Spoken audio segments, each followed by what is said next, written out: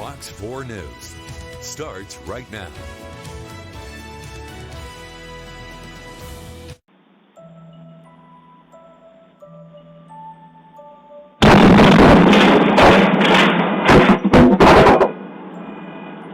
I understand what getting blown out of bed means now. Oh my God. Oh my God, another explosion. Still many unanswered questions tonight and even some confusing responses. We're continuing our coverage of the TPC plant explosions in Port Neches. We're sorting out some of the information we just learned at a news conference about 2 hours ago with TPC Group, the EPA, and city and county officials.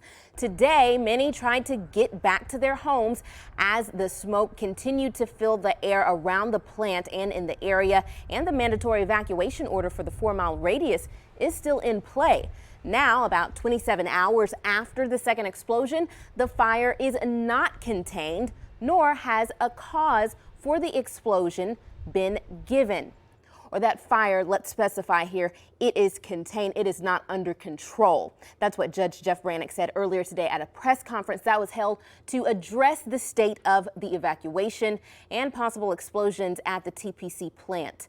The evacuation, as I just mentioned, is still in place with hopes of people returning to their home tonight and tomorrow after an assessment of the property. County Judge Jeff Brannick, Port Neches Mayor Glenn Johnson, and the TPC Director of Health, Safety, and Security, Troy Monk, fielded questions from reporters today. They said monitoring is being done around the clock for air.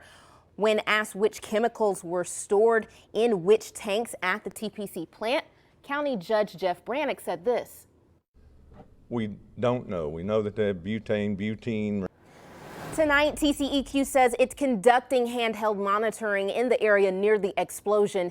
TCEQ says the instruments they're using, they provide instantaneous readings for various compounds, which includes VOCs, which stands for volatile organic compounds, carbon monoxide, benzene, and butadiene. TCEQ warns elevated levels of VOCs from the plant are odorous. Short-term exposure to high concentrations of VOCs can cause eye, nose, and throat irritation, shortness of breath, headaches, and nausea. And Fox 4's Tiffany Murphy spent some time this afternoon scouring OSHA's website, along with reading through documents from the Environmental Protection Agency.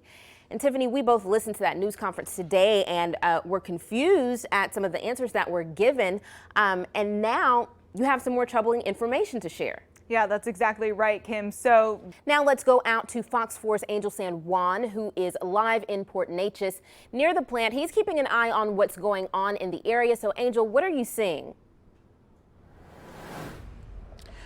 Well, Kimberly, a lot of folks, especially since it is Thanksgiving. All right, Angel, thank you for your reporting. And right now, as Angel mentioned, some residents are still trying to head back to their homes in Port Neches at this hour, even still with that mandatory evacuation order in place. And they're trying to have somewhat of a normal Thanksgiving. Fox 4's Tan Radford joins us live, also from the Port Neches area. And Tan, residents are back. How are they dealing with the aftermath?